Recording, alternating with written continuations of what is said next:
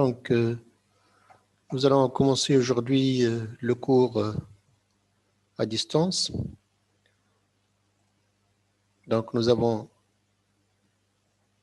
reprendre donc, le chapitre 1 sur les cibles de la démarche HQE.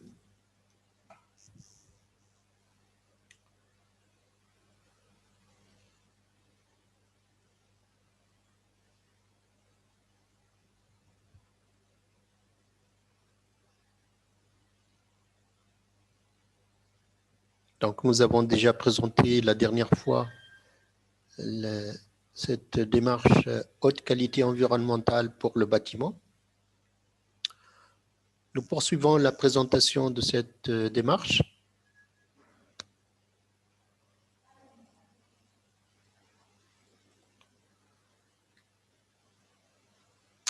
Donc, les cibles de la démarche HQE. Donc, cette démarche HQE elle est organisée en deux domaines. Donc, tout d'abord, la maîtrise des impacts de la construction sur l'environnement extérieur et la création d'un environnement intérieur de qualité. Ces deux domaines donc, peuvent être classés en 4 familles et 14 sous-familles, qu'on appelle aussi les cibles. Donc, le premier groupe de familles, donc, ça comprend la maîtrise des impacts sur l'environnement extérieur. Première famille, éco-construction. Deuxième famille, éco-gestion. Et le deuxième groupe, ça comprend la création d'un environnement intérieur de qualité. Donc, troisième famille, le confort. Et la quatrième famille, la santé. Les cibles d'éco-construction. Donc, nous trouvons la première cible, relation harmonieuse du bâtiment avec son environnement immédiat. Pour la cible 2, c'est le choix intégré des produits, systèmes et procédés de construction. Et pour la cible 3, les chantiers à faible nuisance. Nous verrons par la suite le détail sur l'application de ces différentes cibles ainsi que des exemples. Le deuxième groupe de cibles, ça concerne les cibles d'éco-gestion. La cible 4, la gestion de l'énergie. La cible 5, la gestion de l'eau. Et la cible 6, la gestion des déchets d'activité. Alors que la cible 7 comprend la gestion de l'entretien et de la maintenance.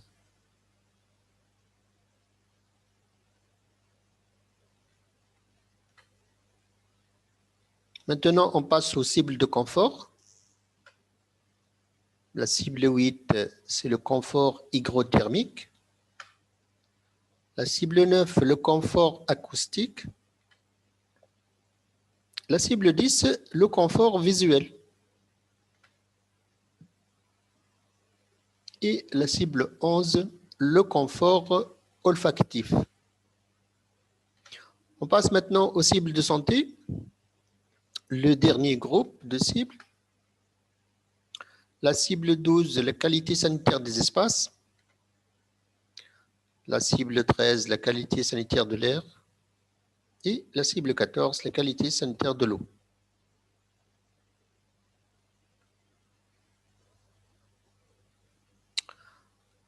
Alors, pour avoir maintenant le label HQE pour le bâtiment, donc certaines associations ou bien organismes préconisent que le bâtiment doit atteindre au minimum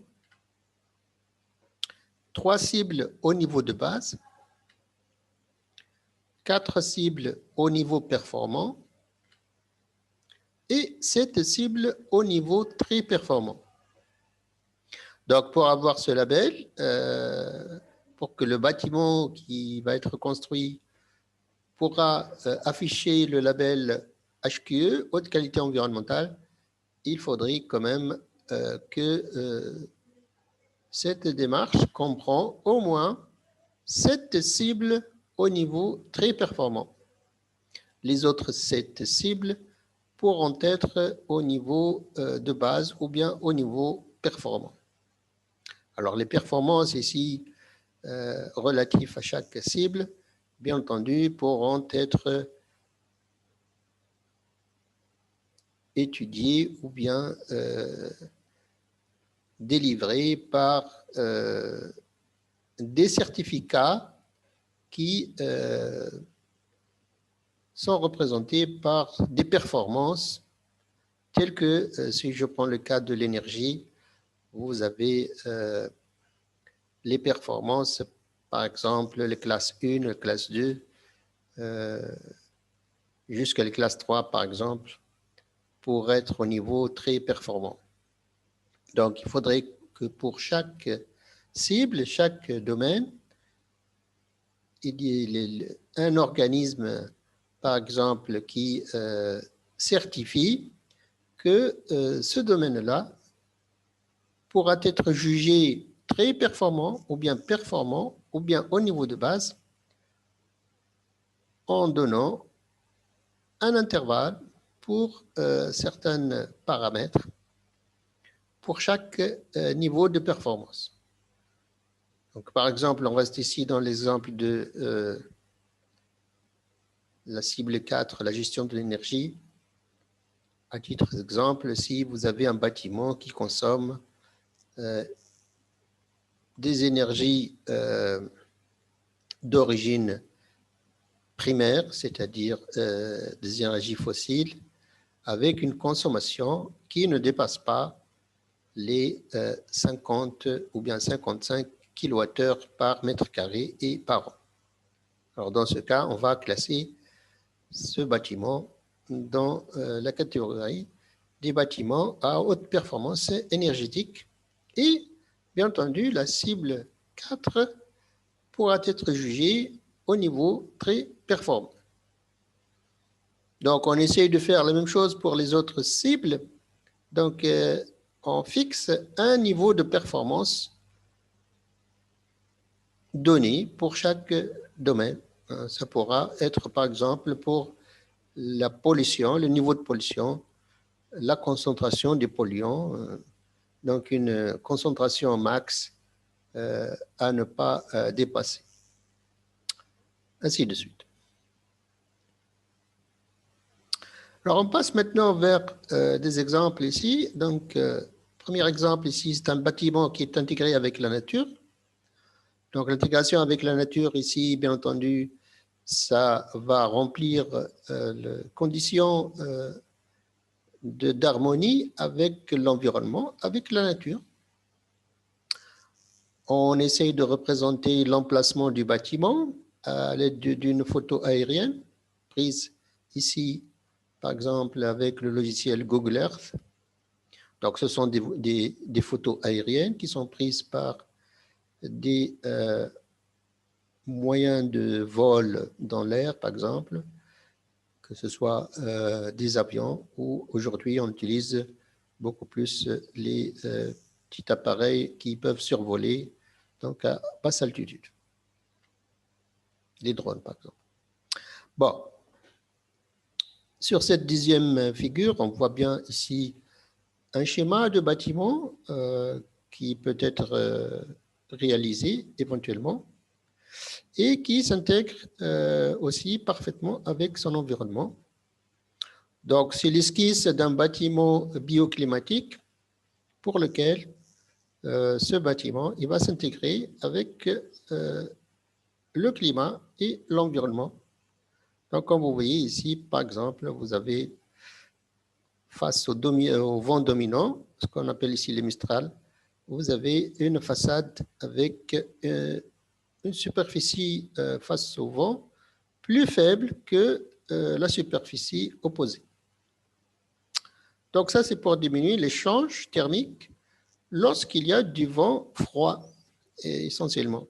Donc si vous avez du vent froid qui vient du nord, par exemple, donc l'architecte il va essayer de choisir une architecture qui permet de diminuer la consommation d'énergie pour le chauffage et ainsi assurer un certain confort à l'intérieur pour la saison d'hiver. Alors que pour la saison d'été et la saison chaude, on voit bien ici que du côté, alors ça peut être du côté est ou bien côté ouest, vous avez une végétation qui permet de jouer le rôle d'occultation des rayons solaires, de protection solaire, surtout pour la saison d'été, la saison chaude. Donc, on voit bien ici, bon, en été, par exemple, les rayons solaires sont toujours très hauts dans le ciel. Donc, ils arrivent, on essaie quand même que ces rayons soient occultés pendant une partie de la journée sur certaines façades. Donc, pour diminuer la consommation d'énergie et pour essayer de rafraîchir donc, le bâtiment en été. Alors qu'en hiver, donc, les positions de soleil dans le ciel sont les plus basses, donc essayer de bénéficier des rayons solaires pour chauffer le bâtiment de manière passive. Donc, bien entendu, ici, bon, les arbres, c'est un élément vivant qui pourra donc changer en cours de saison. C'est-à-dire que ces feuilles vont tomber, par exemple, en automne pour laisser passer plus de lumière. Exemple de bâtiment du début du XXe siècle en Tunisie. Donc, j'ai choisi quelques bâtiments qui ont existé en Tunisie ou bien qui existent encore et qui pourront nous informer sur l'aspect architectural éventuel propre à certaines régions. Alors, ce premier bâtiment, c'est un bâtiment qui est dans l'agglomération de Tunis. Donc, vous connaissez probablement donc, ce bâtiment. Il existe encore jusqu'à aujourd'hui. Donc, vous avez ici les arcades, les fameuses arcades du Port de France, qu'on appelle le Port de France. Donc, avant, il s'appelait l'Avenue de France. Bon, il a changé de nom, bien entendu. Et on voit bien que sur cette image, vous avez des bâtiments de type européen qui ont été construits par les Français qui sont arrivés à la fin du 19e siècle. Alors, bien entendu, ici, le choix de l'architecture à cette époque-là, c'est pour s'adapter plus ou moins par rapport au climat tunisien, au climat de l'Afrique du Nord. Donc, le choix des arcades ici, ce n'est pas forcément. Donc, alors, ça permet aussi d'avoir des rayons solaires qui sont un petit peu en retrait, d'avoir une certaine protection pour les différents magasins qui possèdent de larges façades vitrées. Donc, vous avez la lumière, mais vous n'avez pas l'ensoleillement direct qui pose problème pendant la saison d'été. En plus, sur les fenêtres en haut, on voit bien ici la présence de protection solaire à travers les stores, ici les volets qui s'ouvrent et qui se ferment donc de manière manuelle. Donc, ça laisse passer une certaine quantité de lumière, mais ça diminue donc l'éclairement pour diminuer éventuellement le réchauffement en saison d'été. Et aussi, bon, ça peut avoir une fonction de protection contre la vue des passants. Alors, bon, l'occasion ici aussi de remarquer les moyens de transport à cette époque, puisque on s'intéresse aussi jusqu'à nos jours des moyens de transport. On sait très bien qu'aujourd'hui, on utilise beaucoup les moyens de transport qui utilisent les énergies fossiles et l'impact sur l'environnement qui a été bien démontré par plusieurs experts. Donc ici, on voit bien qu'au 19e siècle et même au début du 20e siècle, on a utilisé le cheval comme moyen de transport. Alors le cheval, bien entendu, c'est un moyen de transport qui ne consomme pas d'énergie fossile, hein, puisque c'est un être vivant. Mais on voit à côté donc un autre moyen de transport moderne pour cette époque-là, c'était le tramway qui fonctionnait à l'électricité. On sait très bien que l'électricité est apparue au milieu du 19e siècle dans différentes villes européennes grâce au charbon. Alors en Tunisie, je pense qu'on a utilisé, c'était le début du pétrole. Je ne sais pas si on a utilisé le charbon, mais je pense que c'était l'utilisation du pétrole. Même on a aussi commencé à utiliser l'énergie hydraulique aussi pour avoir de l'électricité.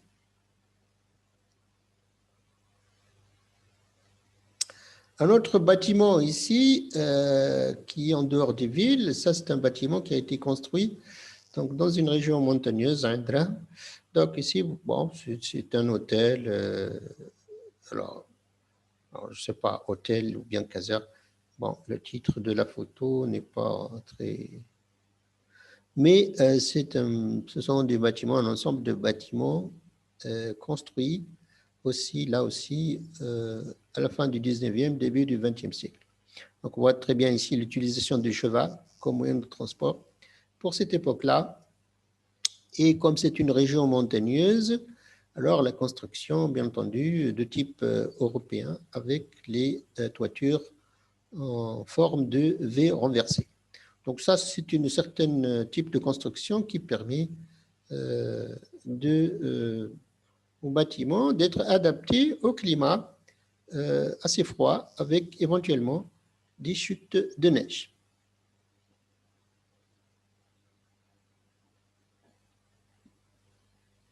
Alors, on s'intéresse aujourd'hui à certains nouveaux types de bâtiments avec une consommation d'énergie la plus basse possible.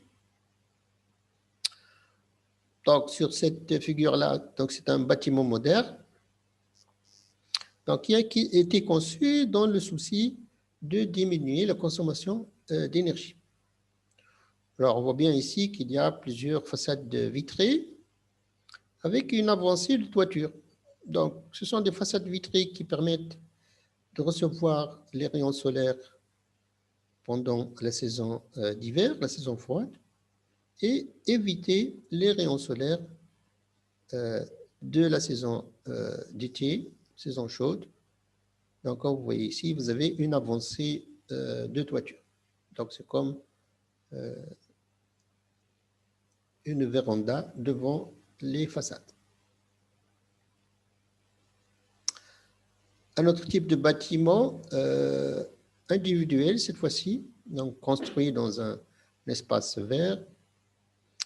Là, toujours, bon, vous avez bon, ici l'architecture type toiture en verre renversé avec les tuiles, où on a les verrières, hein, l'utilisation des verrières, toujours dans le souci de diminuer la consommation d'énergie qui est due au chauffage.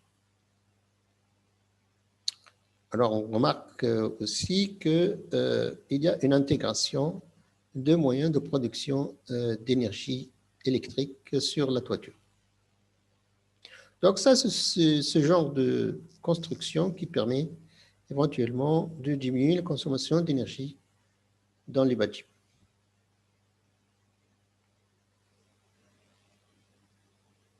Un autre type de bâtiment ici, une vue donc individuelle là aussi, donc éventuellement avec une façade vitrée au rez-de-chaussée, une avancée de toit, toujours donc dans le même type d'architecture. Donc ici, bon, on ne voit pas les orientations, mais probablement, donc, ils sont orientés façade sud de ce côté-là. Et comme vous voyez, les autres façades, est-ouest, éventuellement, en moins de façades vitrées. Donc là, on va voir pourquoi par la suite. Alors, si on revient ici entre le passé, le présent et le futur, donc on voit bien que dans le passé, donc, il y avait des bâtiments pour lesquels on avait essayé quand même une certaine adaptation au climat. Donc, il y avait quelques éléments qui permettaient quand même de s'adapter au climat méditerranéen assez chaud de Tunis, par exemple. Ici, ce sont des bâtiments de type nouveau qui aussi donc, permettent d'économiser l'énergie. Donc, ils s'approchent du label HQE ou bien haute qualité, haute performance énergétique. Donc là aussi, ce sont des bâtiments anciens, mais localisés sur les régions montagneuses. Et là, on voit donc l'adaptation de nos jours pour ce type de bâtiment.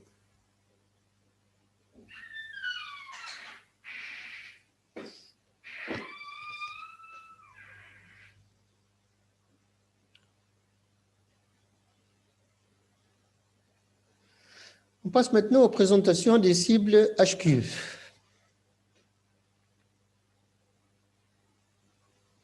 Donc, premièrement, on va regarder la première cible, relation harmonieuse du bâtiment avec son environnement immédiat.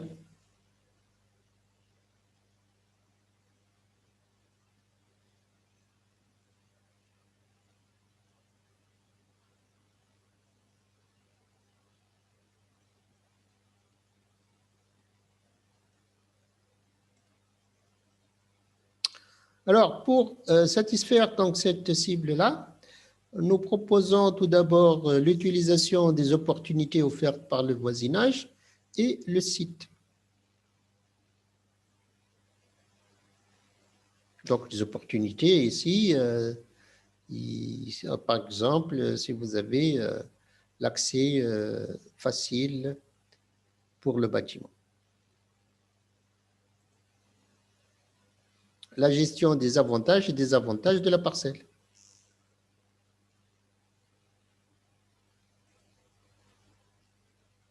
L'organisation de la parcelle pour créer un cadre de vie agréable.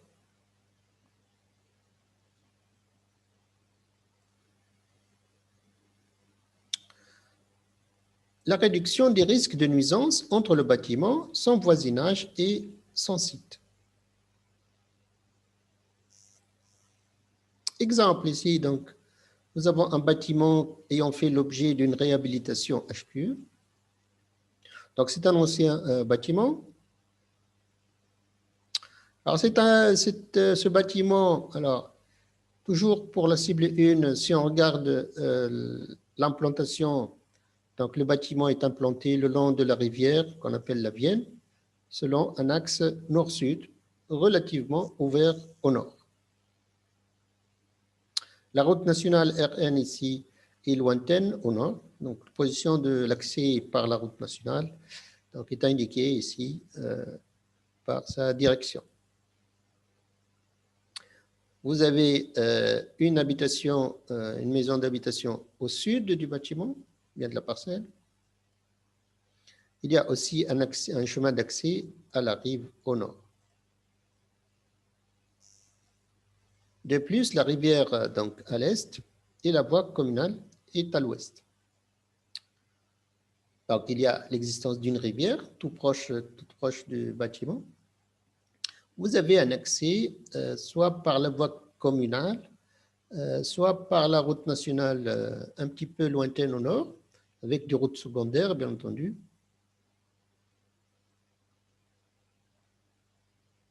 Et le bâtiment en question, donc c'est un ancien bâtiment qui date de, je ne sais pas, du fin du 18e, début du 19e siècle, et qui était utilisé pour, comme minoterie, hein, comme c'est indiqué sur la figure, c'est-à-dire pour broyer le blé, pour produire de la farine. Donc c'est un site plus ou moins industriel, du début du 19e siècle, je pense, à peu près. Donc, ce bâtiment, il est réhabilité pour d'autres utilisations aujourd'hui. Donc, entre autres, pour l'utilisation de logements, par exemple.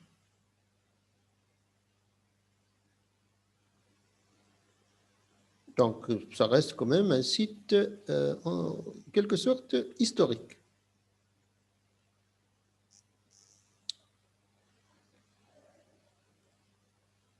Alors, l'emplacement ici du site, bon, il est indiqué par cette carte-là. On voit, par exemple, les chemins d'accès ici avec les traits en rouge, les différentes routes. Et vous avez la rivière, par exemple, indiquée par les couleurs bleues. Donc, il y a une rivière qui est très proche. Vous avez des routes principales et secondaires avec différentes couleurs. Alors ici, donc, avec une échelle plus grande, donc 1 sur 1250, nous avons la parcelle, ici est indiquée hachurée en rouge. Donc, elle est à côté de la rivière qu'on appelle la Vienne. Donc, vous avez la parcelle avec le numéro et la section. Donc, c'est indiqué, c'est bien indiqué dans la direction générale des impôts, ce qu'on appelle le cadastre.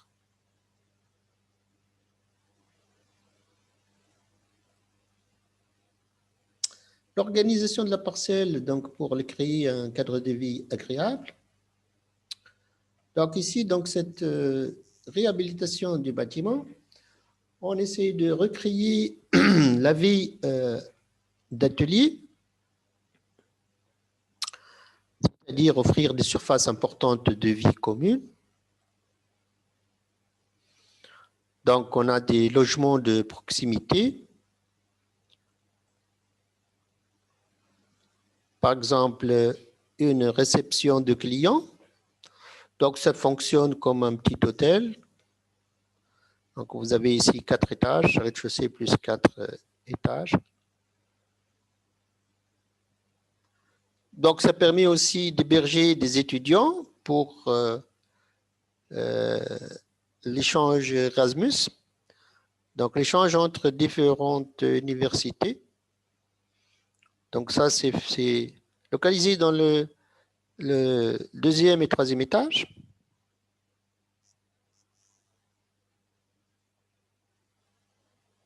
Donc, réception client ici au 4e étage.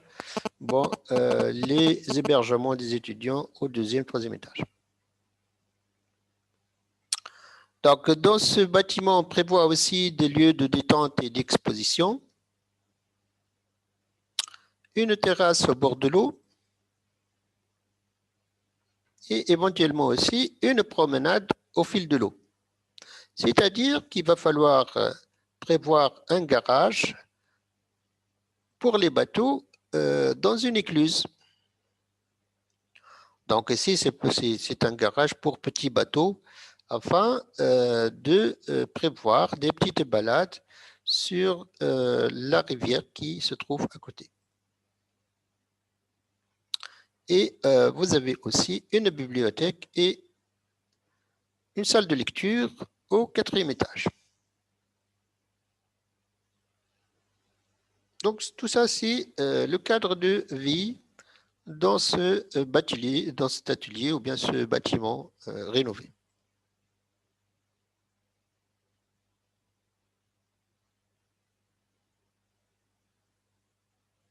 Donc la création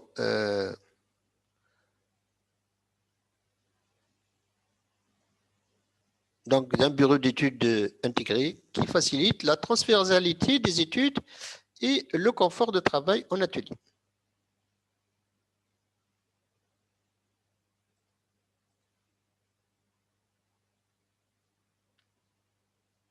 Donc, si on passe maintenant au deuxième point, la réduction des risques de nuisance entre le bâtiment, son site et son voisinage. Donc, toujours pour cet exemple-là, chercher un lieu de stationnement et proposer des déplacements alternatifs. Alors, par exemple, ici, pour le lieu de stationnement, éventuellement un garage à vélo dans la salle de tirage au rez-de-chaussée.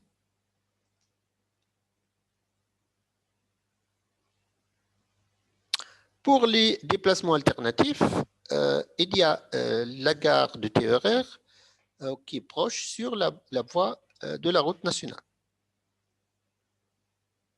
Donc, c'est un moyen de transport ferroviaire qui est situé non loin de bâtiment, de la parcelle.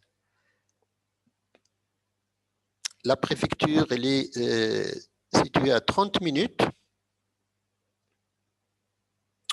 Alors, 30 minutes, ça doit être à vélo. La sous-préfecture, elle est à 10 minutes, donc plus proche.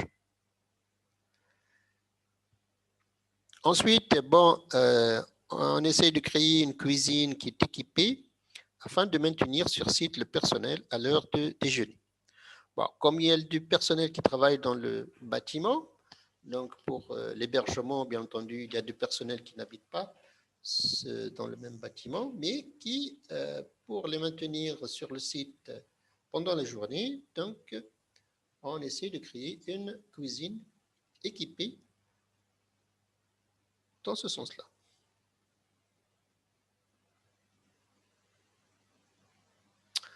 Alors maintenant, pour les risques de nuisance, il faut essayer aussi d'éviter de maintenir une friche industrielle et au contraire, recréer une zone d'activité redynamisant le tissu économique local. Alors, qu'est-ce que ça veut dire ici? Donc, essayer de ne pas créer une industrie qui n'a pas de relation avec le tissu économique local. Donc, si vous avez créé une activité dans cet endroit-là, il faut que l'activité en elle-même soit dynamisante pour le tissu économique local. Donc, il faut qu'il y ait des échanges entre cette activité industrielle et les autres activités locales. Alors, comme nous sommes à côté d'une rivière, il y a probablement une chute d'eau à côté. Donc, le long de cette rivière, il y a une partie donc, où il y a une chute d'eau. Donc, essayez d'exploiter donc, cette petite chute d'eau pour redonner une vie donc, et permettre le nettoyage de bois morts. Alors, bien entendu, le bois mort, il est recueilli par les arbres qui ont en fin de vie et on essaie, par exemple, d'utiliser ces bois morts, ces arbres morts, donc les utiliser dans des applications diverses et essayer tout d'abord de les nettoyer, donc à l'aide de cette chute d'eau. Alors, on passe maintenant donc aux gestions des avantages et désavantages de cette parcelle. Donc, vous avez tout d'abord l'existence d'un seuil d'eau de 80 cm de dénivelé. Donc, quel est l'avantage de ce dénivelé d'eau? Donc, l'avantage, c'est qu'il y a possibilité de produire de l'électricité, bien entendu, à travers un moyen de production électrique hydraulique, donc hydroélectrique. Comme vous savez, il y a des roues qu'on peut mettre sur les cours des rivières, surtout au niveau des chutes, et en faisant tourner les roues avec le dénivelé ou bien avec la force du courant de l'eau, on peut produire de l'électricité.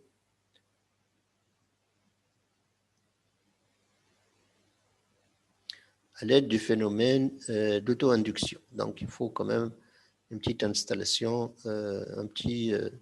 donc c'est l'équivalent du moteur, mais pour créer de l'électricité. Le désavantage ici, c'est le bruit de chute d'eau. Ensuite, donc, l'autre point, la compacité du bâtiment. Donc, si vous avez un bâtiment avec une bonne compacité, c'est le rapport entre la superficie de l'enveloppe sur le volume du bâtiment. Donc, si vous avez un coefficient de forme satisfaisant pour ce bâtiment, le désavantage, c'est que vous avez 4 étages. Donc, il faut monter les étages pour aboutir donc, au dernier étage, le 4e étage. Donc, je suppose qu'il n'y a pas de moyen pour accéder à part les escaliers. Alors, le bâtiment, donc c'est un bâtiment qui est du 19e siècle, donc une architecture ancienne et typique. Le périmètre est protégé avec un mécanisme de minoterie d'époque. Donc, c'est un mécanisme qui permet de fabriquer la farine. L'avantage éventuel, la vitrine naturelle vis-à-vis des acteurs économiques locaux. Donc, c'est un bâtiment, disons, quand même, ayant une certaine valeur. Quels sont les inconvénients? Donc, les avantages. Le coût de réhabilitation était assez élevé, donc avec des contraintes architecturales. Donc, le coût d'investissement pour réhabiliter le bâtiment est quand même onéreux. Bon, qu'est-ce qu'on peut remarquer aussi pour ce bâtiment? Il y a un mauvais état général du bâtiment, puisque c'est un bâtiment quand même qui date du début du 19e siècle, donc il est en mauvais état en partie. Bon, ça permet aussi de faire des travaux sans état d'âme, hein, c'est-à-dire sans se retenir. Hein. Donc, c'est une réhabilitation lourde, donc inconvénient. L'orientation du bâtiment selon l'axe de la rivière nord-sud. Donc, vous avez un repart de toit permettant la mise en place du photovoltaïque. Comme vous savez, l'énergie photovoltaïque nécessite une certaine orientation pour avoir donc, une production adéquate. Donc, comme ce sont des toitures en V renversé, donc l'orientation du bâtiment nord-sud, donc ça permet de disposer les panneaux photovoltaïques orientés vers le sud. Donc, il faut, en plus, comme inconvénient, protéger les façades est et ouest. Pour les surfaces de plancher, donc il y a de grandes surfaces de plancher, c'est-à-dire les surfaces habitables sont importantes, donc il y a un confort pour les usagers. Néanmoins, le coût induit est important. Il y a en plus donc les bois de flottage, donc c'est du bois donc qui peut être donc récupéré de la rivière, donc c'est du bois flottant. On peut l'utiliser comme ressource énergétique. Donc les bois de flottage ici, on peut récupérer du bois, par exemple d'arbres morts dans une partie un peu éloignée et le ramener à partir d'un bateau, donc par flottage. Donc le bois, il flotte sur l'eau et vous tirez donc ce bois à l'aide d'un petit bateau. Donc l'inconvénient, c'est le nettoyage permanent.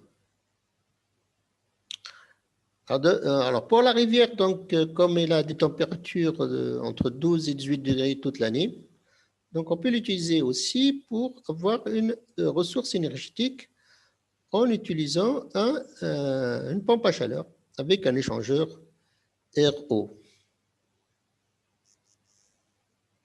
L'inconvénient, c'est que le rez-de-chaussée du bâtiment peut être inondé lorsqu'il y a la crue, lorsque le niveau de l'eau monte. À l'extérieur du bâtiment, il n'y a pas assez de surface, donc peu de surface de terrain. Donc, il faut chercher des déplacements alternatifs. Donc, l'inconvénient, c'est qu'il n'y a pas d'endroit pour stationner convenablement et difficulté de réaliser un assainissement autonome. Donc, voilà ce qu'on peut dire de ce bâtiment. Alors, je vais arrêter pour cette partie du cours. Donc, maintenant.